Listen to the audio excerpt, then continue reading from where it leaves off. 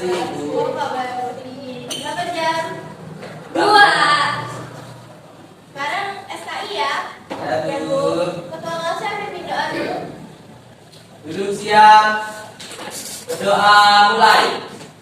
Bismillahirrahmanirrahim. Raditu billahi rabba wa bil islami dina wa bil muhammadin nabiyya wa rasulullah. Rabbi zidna ilma warzuqna fahma. Amin ya rabbal alamin. Amin.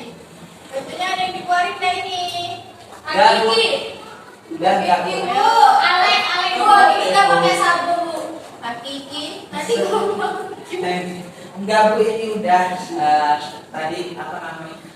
Satu Siapa di juga, Bu? jalan. Siapa kamu kenapa nggak pakai sampo? Abdul ini udah. Sebetulnya udah rapi. Ya, Bu. Rasa ada sampah nggak di bawahnya? Enggak. Yulia. Sudah bukan saya ini. Ini si Syam. Saya diambil. Diambil dulu ya. Iya, Bu. Alek. Hadir. Andria, Adin, Ferdian, Halimah, hadir, Yani, Hadir. Yuli, hadir semua ya. Ya, Bu. Hari ini materinya tentang perkembangan peradaban Bani Umayyah 1 Damaskus di bab 3. Dibuka halaman 23-nya.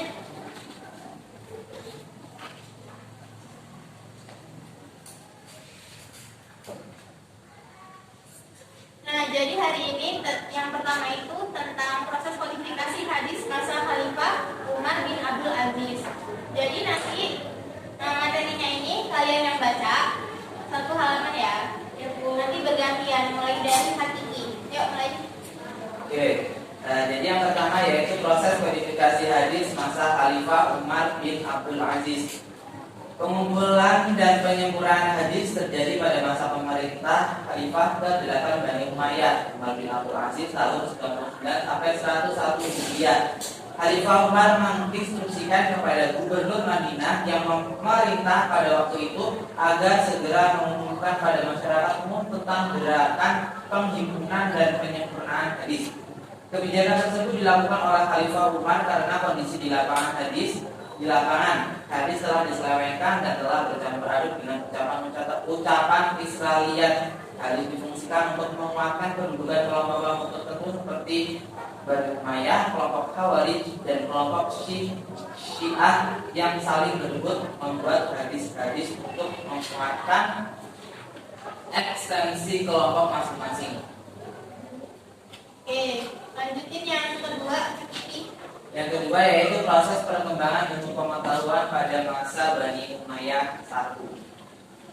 Perkembangan ilmu pengetahuan pada zaman permulaan Islam termasuk masa Bani Umayyah 1 meliputi 3 bidang. Yang pertama yaitu bidang inayah, yang kedua bidang tarikh, dan yang ketiga yaitu bidang filsafat. Pembesar Bani Umayyah tidak berupaya untuk mengembangkan peradaban lainnya, akan tetapi Bani Umayyah secara khusus menyediakan dana tertentu untuk pengembangan ilmu pengetahuan. Para khalifah mengangkat ahli-ahli cerita dan memperkerjakan mereka dalam lembaga-lembaga ilmu berupa masjid-masjid dan lembaga lainnya yang disediakan oleh pemerintah.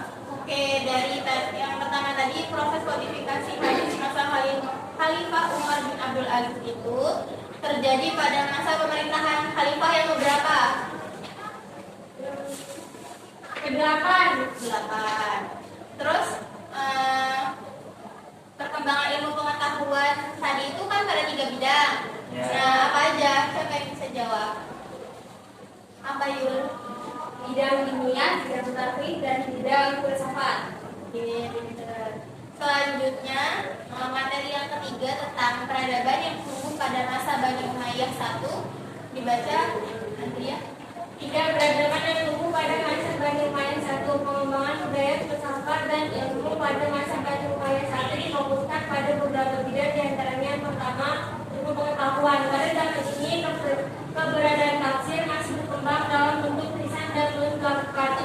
Mesir pada saat itu belum berkembang seperti pada zaman Bani Abbasiyah.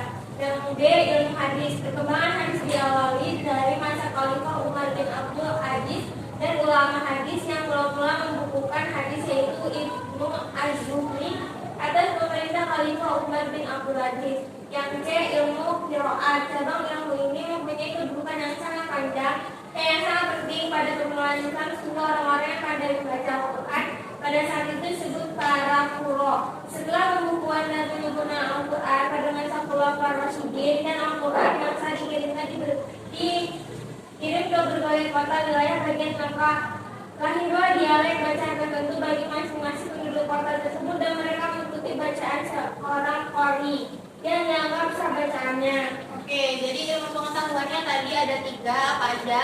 Ilmu tafsir, hadis, dan qiraat. Pinter. Selanjutnya sebelahnya Mbak Andi.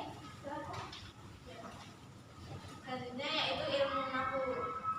Yaitu ilmu nahwu ini ilmuwan bidang bahasa pertama yang tercatat dalam sejarah perkembangan ilmu yang menyusun ilmu nahwu adalah Abu Aswad Ad-Du'ali yang wafat tahun 69 Hijriah. Nah, tercatat beliau belajar pada sahabat Ali bin Abi Thalib. Dengan demikian ada ahli sejarah mengatakan bahwa sahabat Ali bin Abi Thalib adalah bapaknya ilmu nahwu. Kemudian yang tawarikh dan geografi. Penulisan sejarah Islam dimulai pada saat terjadi peristiwa-peristiwa penting dalam Islam dan dibukanya dimulai pada saat Bani Umayyah dan perkembangan pusat terjadi pada saat Bani Abbasiyah. Demikian begitu pesatnya perkembangan sejarah Islam sehingga para ilmuwan berkecimpung dalam bidang itu dapat mengarang kitab-kitab sejarah yang tidak dapat dihitung banyaknya. Sampai sekarang prestasi penulisan sejarah pada saat Bani Umayyah dan Abbasiyah tidak dapat ditandingi oleh bangsa manapun. Karena tercatat kitab sejarah yang ditulis pada zaman itu lebih dari 370 buku. Kemudian yang kami yaitu seni bahasa. Pada saat kota-kota seperti Basra dan Kufah adalah pusat perkembangan ilmu dan sastra, orang-orang Arab Muslim berdiskusi dengan bangsa-bangsa yang telah maju dalam hal bahasa dan sastra. Di kota-kota tersebut umat Islam menyusun riwayat Arab, seni bahasa dan hikmah atau sejarah, nahwu, sharaf, balaghah dan juga mendirik kutub para pejabat. Oke, selanjutnya Mbak Yuliana. Yang kedua, membentuk dan menyempurnakan departemen-departemen pemerintahan. Departemen atau organisasi yang berkembang pada masa Bani Umayyah. Satu adalah pertama Diwan Qadil Kuda. Fungsi dan tugasnya mirip dengan departemen kehakiman yang dipimpin oleh Qadil dan Kuda atau ketua Mahkamah Agung. Semua badan pengadilan atau badan lain yang ada hubungan dengan kehakiman berada di bawah Diwan Qadil Kuda. Yang kedua, Kuda Al-Akali, hakim provinsi yang mengetuai pengadilan tinggi. Yang ketiga, Kuda Al-Ansar, hakim kota yang mengetuai pengadilan negeri Al-Qadaru atau Al-Misbah. Yang keempat, Al-Sultah Al-Qadaiyah, yaitu jabatan kejaksaan. Di ibu kota negara dipimpin oleh Al-Mudair Umumi, jaksa atau jaksa agung, dan tiap-tiap kota oleh naib umumi atau jaksa. Adapun badan pengadilan ada 3 macam. Yang pertama, Al-Qadaru dengan kehakiman yang bergelar Al-Qadi. Tugasnya yaitu mengurus perkara-perkara yang berhubungan dengan agama pada umumnya. Yang kedua, Al-Misbah dengan hakimnya yang bergelar Al-Muhtasib. Tugasnya yaitu menyelesaikan perkara-perkara yang berhubungan dengan masalah-masalah umum dan tindak pidana yang memerlukan keputusan segera. Yang ketiga, An-Dahat fil Madalim dengan kehakimannya yang bergelar Shahibul atau Qadamil Madalim. Tugasnya yaitu menyelesaikan perkara-perkara banding dari kedua pengadilan utama atau Al-Qadaru dan Al-Misbah. Oke, selanjutnya tentang departemen yang lahir pada masa Khulafaur Rasyidin. Departemen yang lahir pada masa Khulafaur Rasyidin dikembangkan dan disempurnakan oleh Bani Umayyah terutama pada masa Umayyah, yaitu An-Nizam Al-Idari, organisasi tata usaha negara pada permulaan Islam sangat sederhana. Kemudian An-Nizam Al-Mali, yaitu organisasi keuangan atau ekonomi. Kemudian ada An-Nizam Al-Harbi, yaitu organisasi pertahanan pada masa Daulah Umayyah. Kemudian ada yang di An-Nizam Al-Qadai, yaitu di zaman Daulah Umayyah kekuasaan pengadilan telah dipisahkan dari kekuasaan politik. Kemudian yang E yaitu An-Nadar fil Madhalim, yaitu pengadilan tertinggi yang bertugas menerima banding dari pengadilan yang di bawahnya dan mengadili para hakim dan para pembesar tinggi yang salah. Oke, selanjutnya tentang pusat-pusat peradaban Bani Umayyah 1. Ya. Yang ketiga, pusat-pusat peradaban Bani Umayyah 1. Selama 92 tahun berdiri, Bani Umayyah 1 dapat mengembangkan budaya dan ilmu pengetahuan dengan baik. Meskipun pengembangan berjalan lamban karena pola pengembangan memakai pendekatan Arab militer. Pusat-pusat peradaban sebagai tempat pengembangan ilmu pengetahuan Bani Umayyah 1 menyebar di berbagai wilayah Bani Umayyah 1 seperti Damaskus, Kufa, Madinah, Syria, Mesir, Andalusia, Yaman, dan wilayah Maghrib.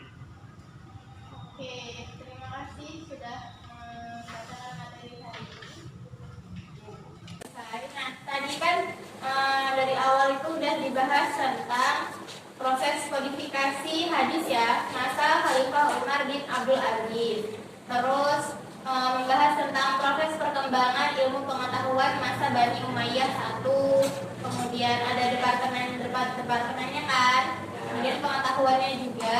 Nah, dari materi yang udah dibacain sama teman kalian nih, kalian masih ada yang bingung nggak? Atau yang mau bertanya? Silakan. Terus saya dulu. Ya. Kota apa saja sih yang berkembang di pusat peradaban Bani Umayyah 1? Kemudian nanti dijawab sama ini ya, yang materi ini tadi yang menjelaskan. Tadi yang ini pertanyaannya di ini kan, materi yang terakhir kan? Ya. Berarti nanti dijawab sama Ferdian ya. Kemudian ada yang menanya lagi? Yuliana dulu. Maknanya sebab apa yang memerintahkan Khalifah Umar untuk melakukan penghimpunan dan penyempurnaan hadis? Oke. Tadi pertanyaannya di ini ya. Yang kedua tadi sama yang pertama ya? Iya, dari saya. Sama. Kemudian ada yang menanya lagi? Dani. Apa yang menyebabkan Bani Umayyah secara khusus menyediakan dana tertentu? Oke. Itu pertanyaannya pembahasannya sendiri atau bukan? Iya. Iya, iya. Oke. Siapa yang mau menjawab duluan? Saya Bu.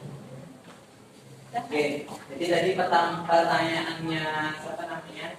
Yuli. Sebab apa yang memerintahkan Khalifah Umar itu untuk melakukan penghimpunan dan penyempurnaan hadis? Jadi apa namanya yang seperti yang sudah saya jelaskan tadi bahwa aksi Umar itu pengen melakukan penghimpunan dan penyempurnaan hadis karena dalam kondisi lapangan hadis itu telah diselewengkan dan telah dicampur aduk dengan ucapan-ucapan Israiliyat. Hadis dimusnahkan untuk menguatkan kedudukan kelompok-kelompok tertentu seperti Bani Umayyah, kelompok Khawarij dan kelompok Syiah yang lain yang saling berebut membuat hadis-hadis untuk menguatkan eksistensi kelompoknya masing-masing.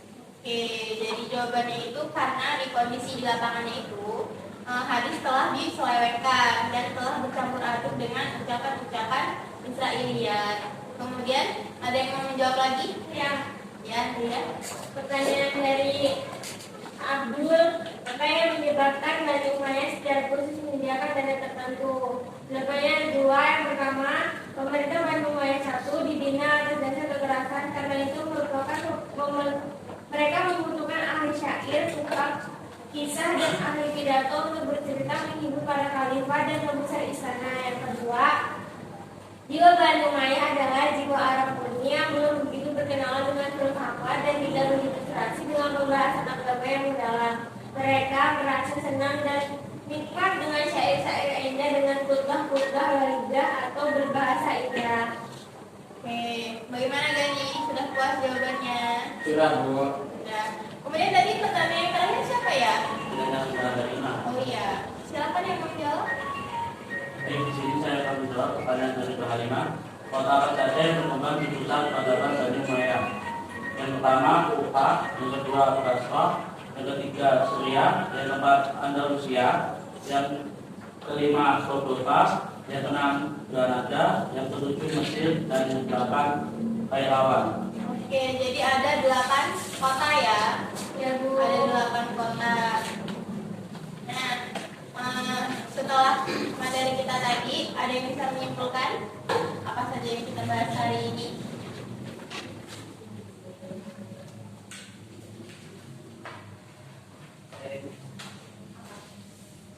Oke, jadi yang pertama, kenapa kalau itu ingin dihimpun karena kondisi lapangan di situ telah diselesaikan dan telah pemerintah dari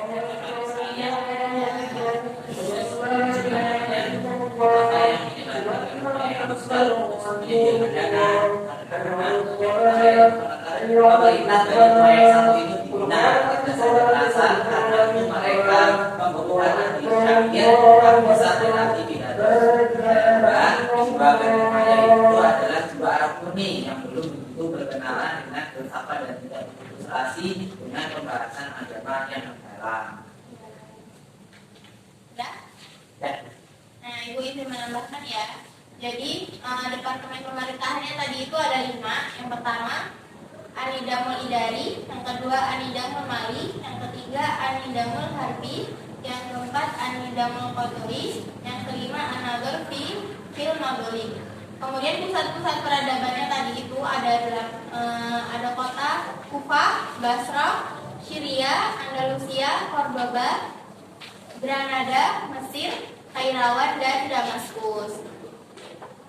Oke, untuk setelah ini Ibu ada tugas di LKS-nya itu ada tugas pilihan ganda sama esai. Nah, mau dikerjakan sekarang atau di PR? Oke, di PR ya. Sudah, kalau gitu pelajaran kita sampai di sini. Oke? Oke. Nah, silakan diberesin bukunya.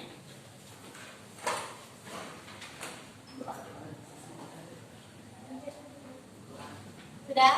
Sudah rapi? Sudah. Semoga silakan Duduk siap. Doa mulai.